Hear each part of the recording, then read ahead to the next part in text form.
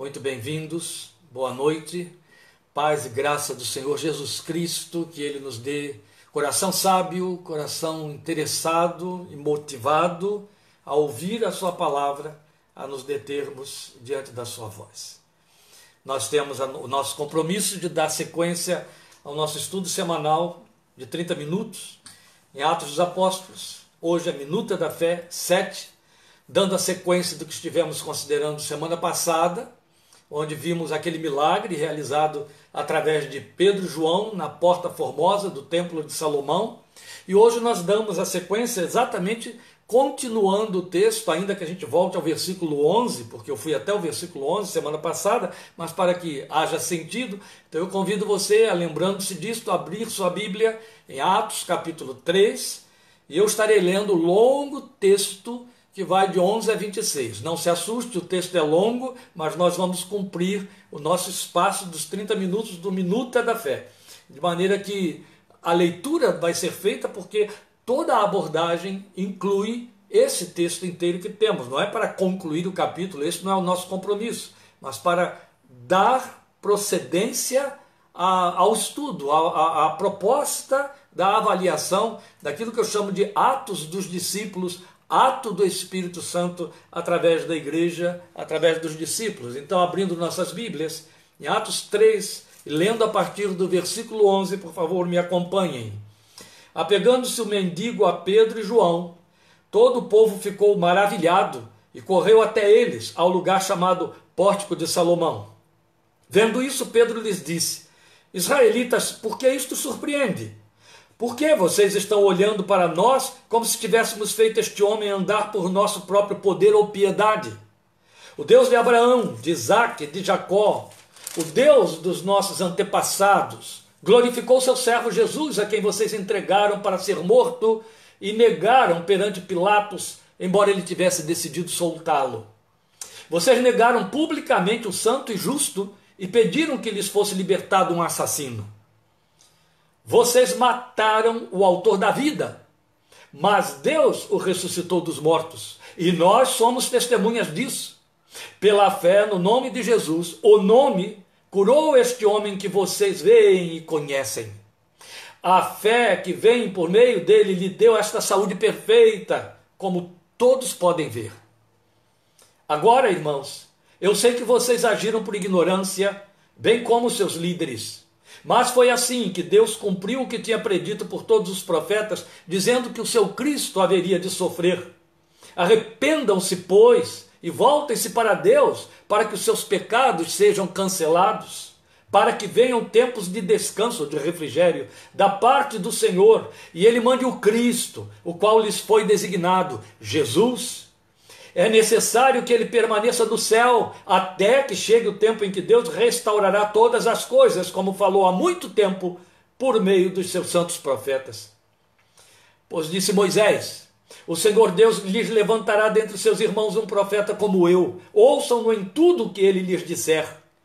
Quem não ouvir esse profeta será eliminado do meio do seu povo. De fato, todos os profetas, de Samuel em diante, um por um, falaram e predisseram estes dias.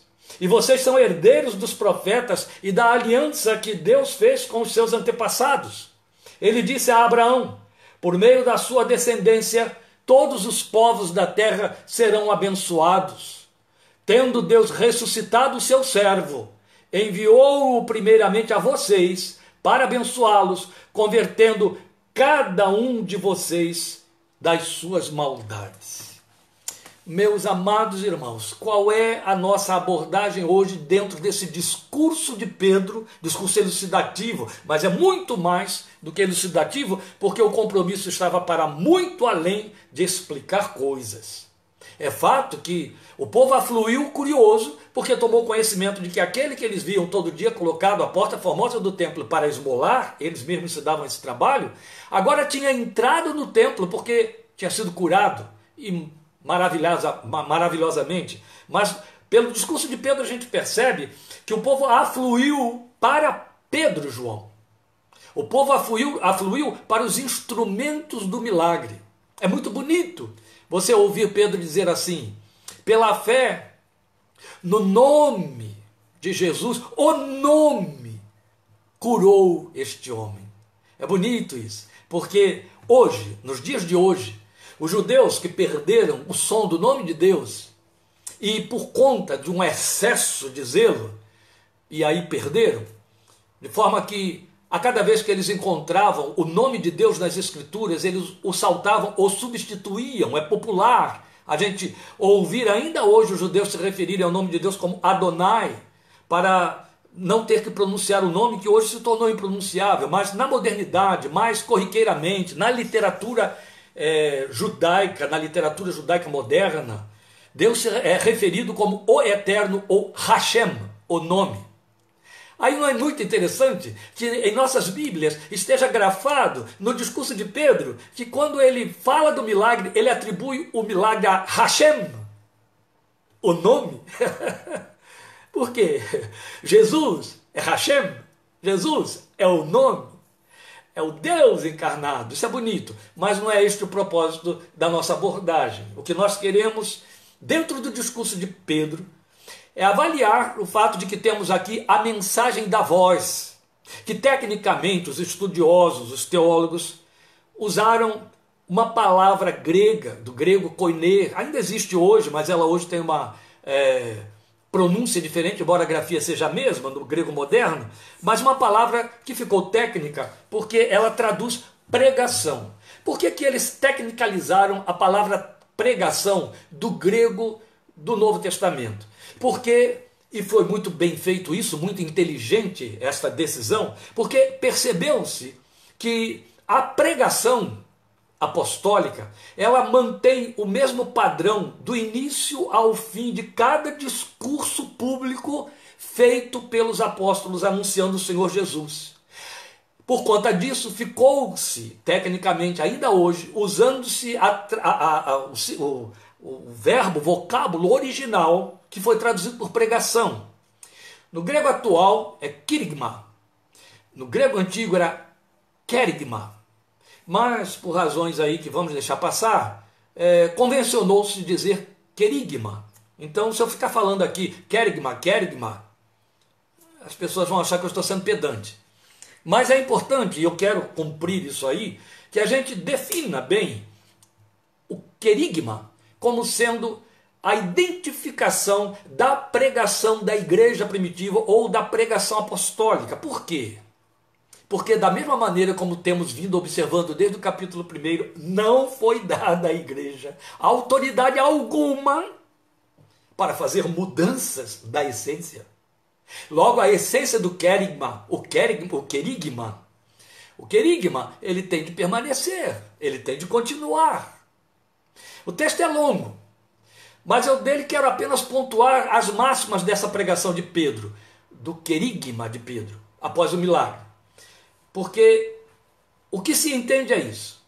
Há uma pregação apostólica que a igreja precisa cumprir até o último de seus dias. Ou seja, a caracterização da pregação da igreja apostólica no seu nascedouro, e que teria de ser, por conseguinte, tema e teor das pregações da igreja no decurso dos séculos, o que nos alcança hoje, para manter o quê? Sua legitimidade, o seu credenciamento, a sua credibilidade, uma vez que o querigma é a mensagem que a voz que fala na igreja transmite. Ora, o que eu quero dizer com isso? O que eu quero dizer com isso é que se você abre mão do querigma, não encontra mais o querigma, você tira a revelação do centro e a igreja perde a sua essência, a sua característica, inclusive deixa de ter funcionalidade como igreja. Lamentavelmente, estamos vivendo essa realidade, cada dia crescendo mais.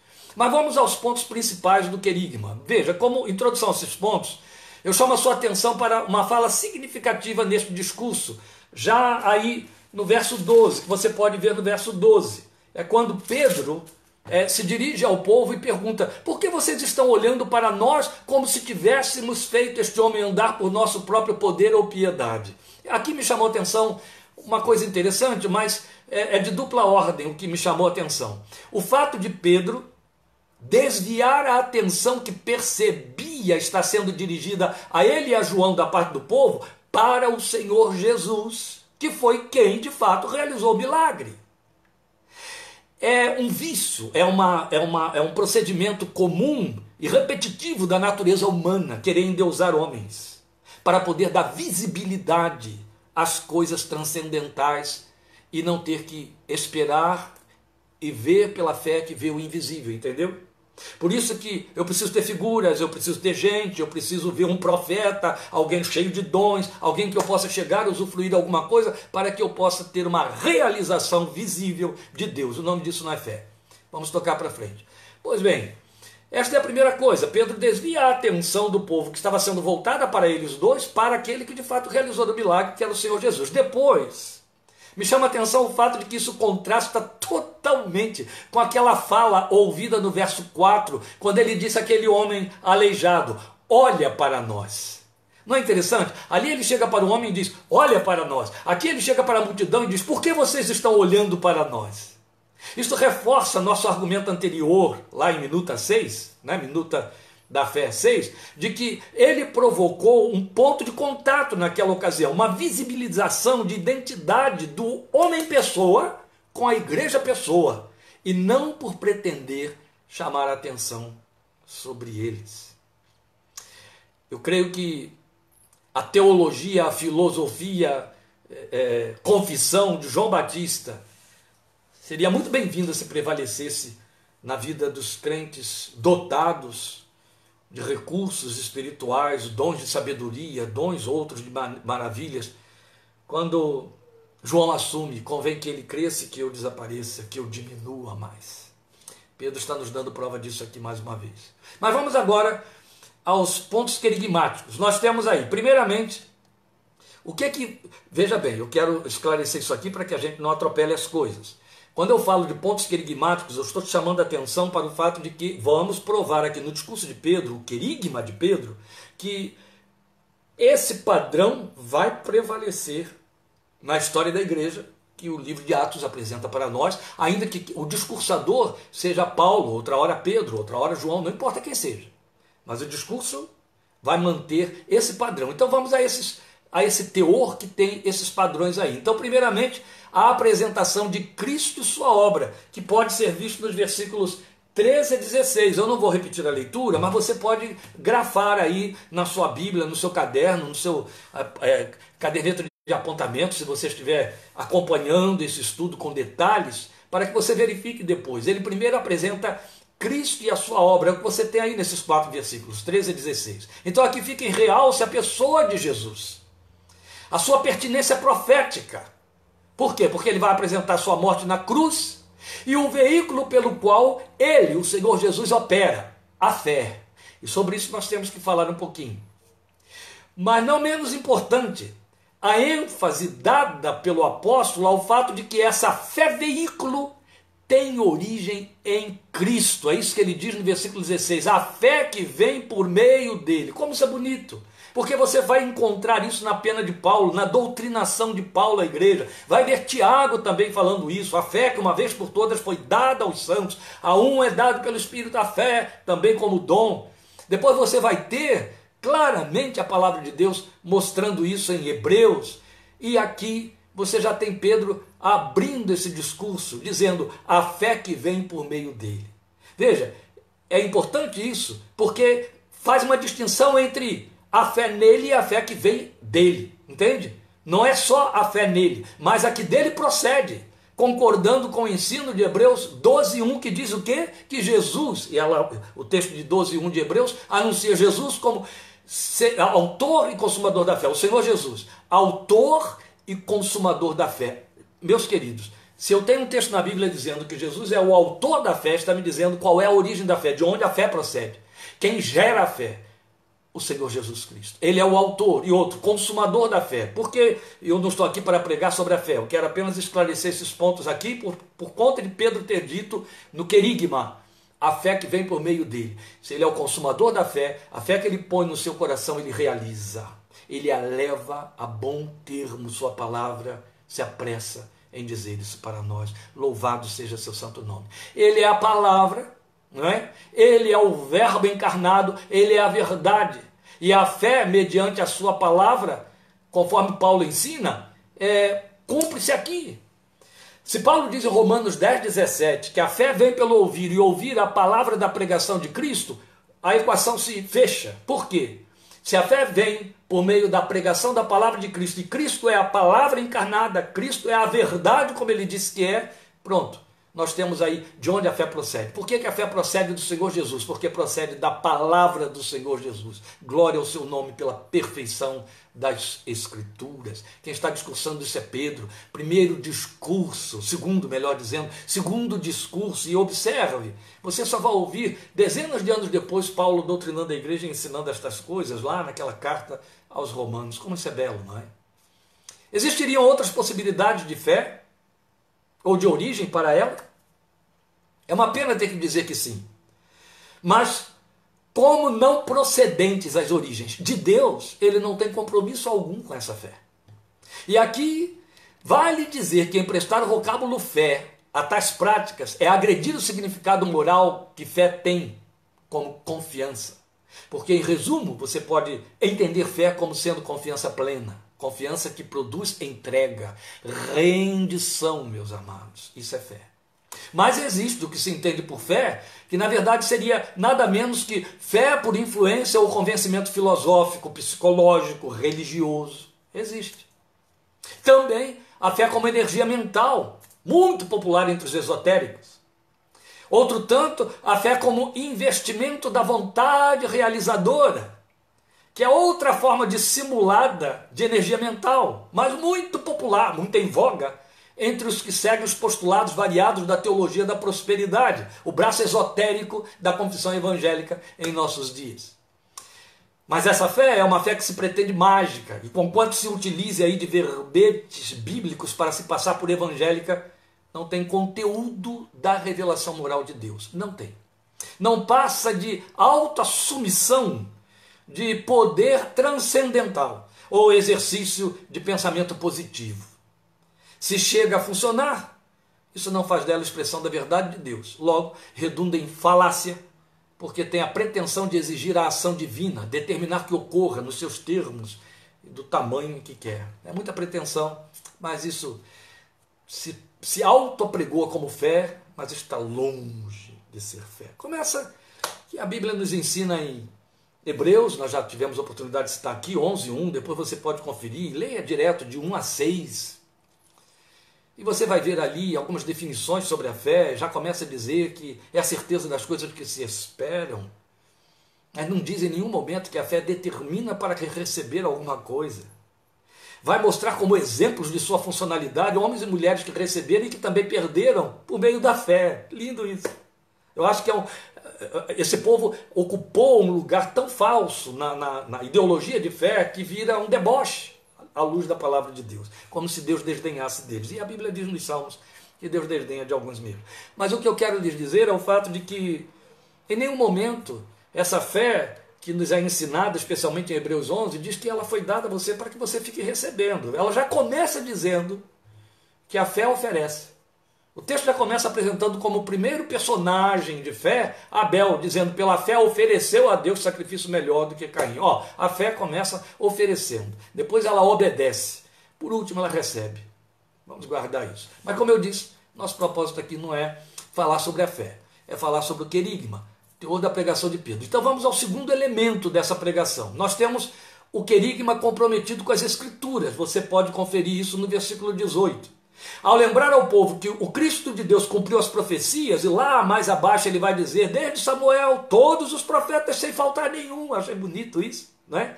Ele remonta seus ouvintes à palavra, ou à memória da palavra profética. Porque a verdadeira pregação da igreja é procedente das Escrituras e delas se serve exclusivamente. É perigoso quando alguém tenta ocupar o tempo de um povo a quem quer edificar ensinando, utilizando-se de letras de cânticos, de verbetes, de lirismo, de filosofias, que tenta encaixar dentro da Bíblia, mas a única coisa que não faz é pregar as Escrituras. Outro tanto, usar a Bíblia, contexto fora de contexto, isso tudo aí não faz da pregação uma pregação querigmática, devidamente autorizada ou bíblica. Então, Pedro está mostrando aí para nós que a verdadeira pregação da igreja, ela é procedente das Escrituras, ela aponta para as Escrituras, ela ensina as Escrituras e delas se serve exclusivamente. Eu fiz esta ênfase neste advérbio para que fique gravado em nossos corações. Então ficam de fora filosofias e conceitos humanos, que são expressão do humanismo que a ninguém aproxima de Deus, ainda que faça essa falsa promessa. Em terceiro lugar, nós temos o ápice da proposta do querigma, o seu compromisso com o apelo ao arrependimento. Pedro não deixou isso escapar de jeito nenhum. Aliás, vamos voltar a dizer aqui, domingo, quando estivermos pregando sobre pecados, se você estiver interessado a ouvir esta proposta de pregação que não é nada simpática nos dias de hoje, ninguém mais fala em pecado, que eu acho que ninguém peca mais, eu acho, não sei, né? Pensam que ninguém peca mais, por isso não se fala mais em pecado. Mas eu vou falar sobre pecado domingo. E uma das coisas que a gente vai considerar, que eu estou já adiantando aqui agora por conta do que temos, é exatamente o fato de que o Novo Testamento, de cabo a pavio, de início a fim, ele atravessa toda a pregação e o seu ensino, convocando o povo, judeus e não judeus, ao arrependimento. Depois nós vamos ter as cartas pastorais, convocando a igreja, povo de Deus, ao arrependimento. Arrependimento é a tônica da revelação, é a palavra que abre o evangelho, é a palavra que abre a pregação de João Batista, que precede na pregação do Senhor Jesus, é a palavra que abre a pregação do Senhor Jesus, é a palavra que abre a pregação de Pedro, de Paulo, de João e que fecha a revelação escrita. Então, o lugar do arrependimento no querigma é fundamental, é primordial, é inegociável. Não pode estar ausente da pregação da igreja. Todos os dias eu tenho de ser convocado pelo Espírito de Deus, e a cada vez que ministrar a palavra de Deus, levar à consciência do crente a necessidade de se arrepender. Porque estabelecemos o nosso arrependimento, que nos trouxe a salvação pela fé na morte vicária de Jesus, como sendo um pacote pronto que nos deixou absolutamente invictos. Aí não precisamos nos arrepender de mais nada, como se não pecássemos mais. Opa! Pois bem, vamos deixar esse assunto para domingo, mas o que eu quero é mostrar a você que Pedro vai aí apelar ao arrependimento, à consciência de pecados, à necessidade de reconciliação com Deus, porque é ponto inegociável, primordial no querigma. Isso está aqui exarado no versículo 19, você pode achar aí. Então o que é que você vai ter aí? Arrependimento, conversão. Ele fala da conversão, do voltar para Deus, que no grego é metanoia, mudança de pensamento. Que bonito, não é? Isso é conversão. Consciência de pecado. Consciência de pecado. É isso que está aqui dentro, no versículo 19. Eu estou batendo aqui em cima da minha Bíblia, esquecendo que vocês não estão vendo, batendo com o dedo em cima. Quando eu digo aqui dentro, estou me referindo às Escrituras escritas, às Escrituras sagradas. Quando a pregação da igreja abre mão do arrependimento, ela se torna inócua. Ela perde o seu compromisso missiológico de cumprir a máxima apostólica de que Paulo tratou em 2 Coríntios 5, de 18 a 20.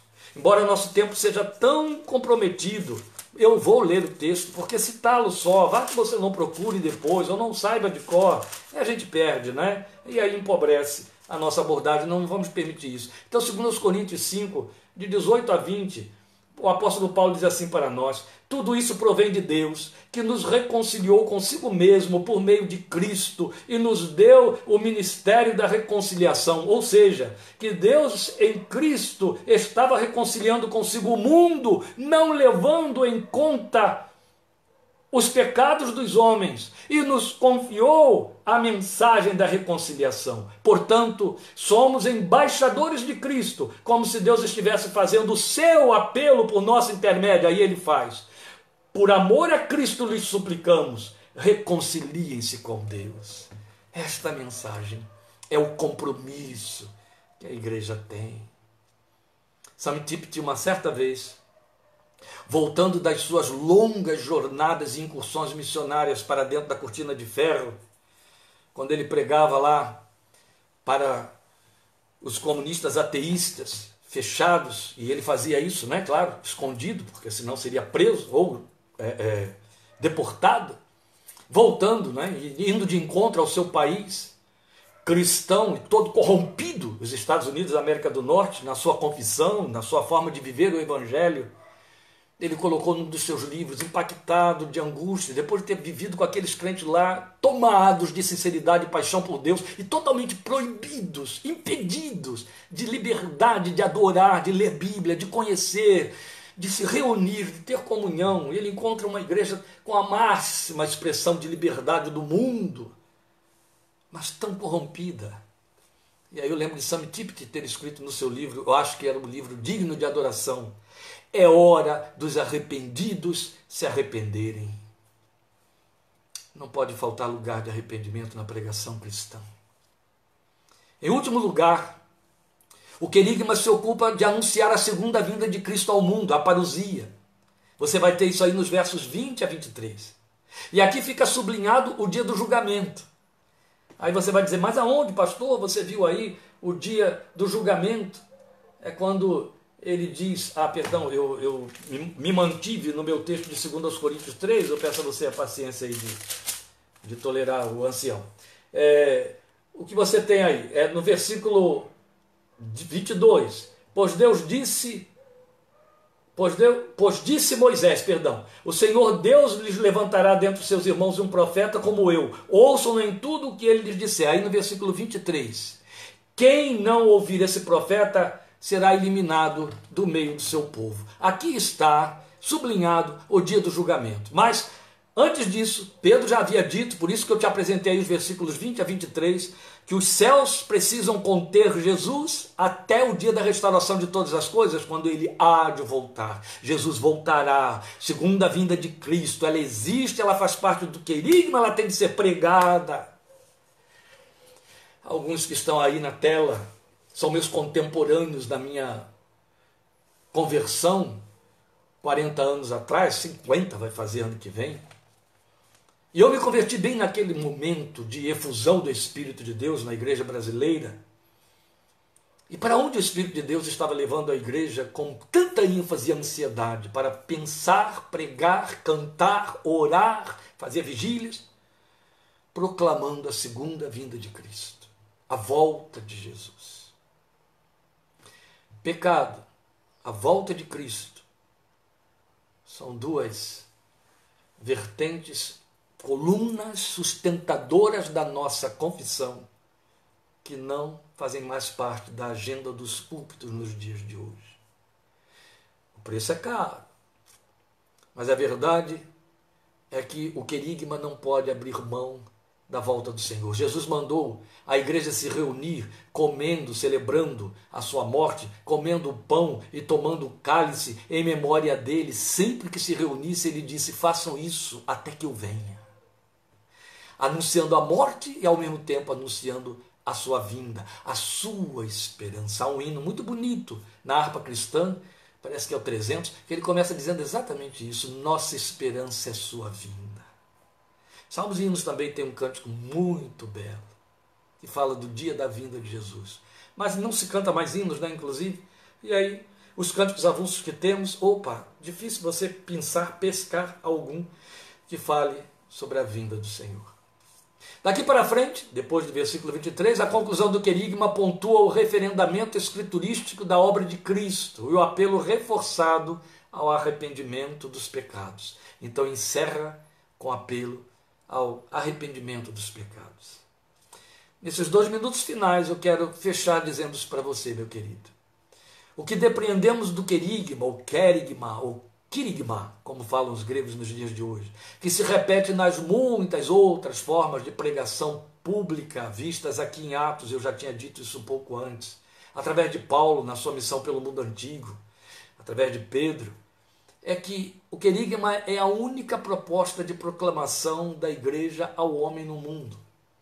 Podem mudar as formas do discurso, é evidente, tem de haver aí sabedoria, capacidade criativa para elaborar, para proclamar o querigma com outras nuances, mas nunca tirando a sua essência, nunca deixando que a essência seja substituída ou tão rarefeita que perde o efeito, que desapareça. De jeito nenhum.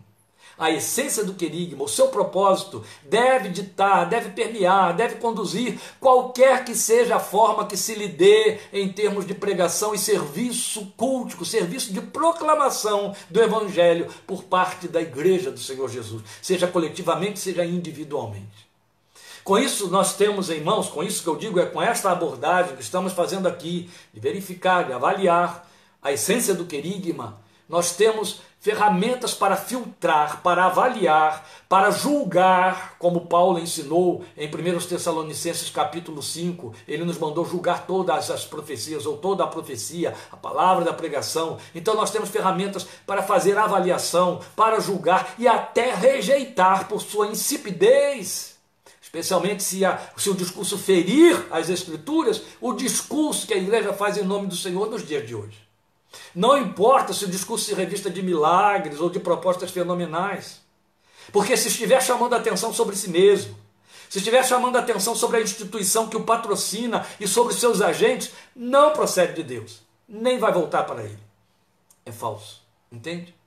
A pregação da Igreja de Cristo é querigmática, não tem outra proposta, não há outra cartilha, ou então não passa de discurso de sabedoria humana.